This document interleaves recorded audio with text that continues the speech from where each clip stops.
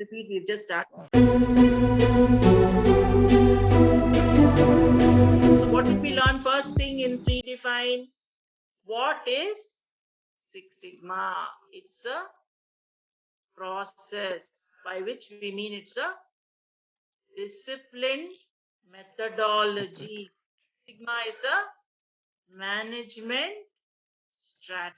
The people in the leadership rung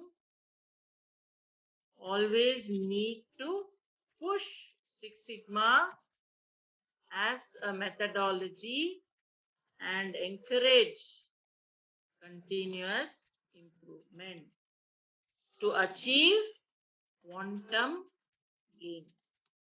Next one, it is a culture. The Six Sigma DNA has to be improved in all organizations. DNA is what is in your blood, right? The science students will be able to say what is the full form of DNA.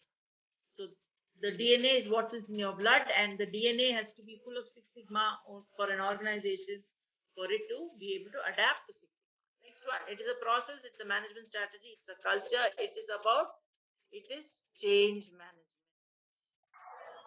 Always brings in change. And people who do projects will lead change management. Next one, fifth one. What is the next one which we learn?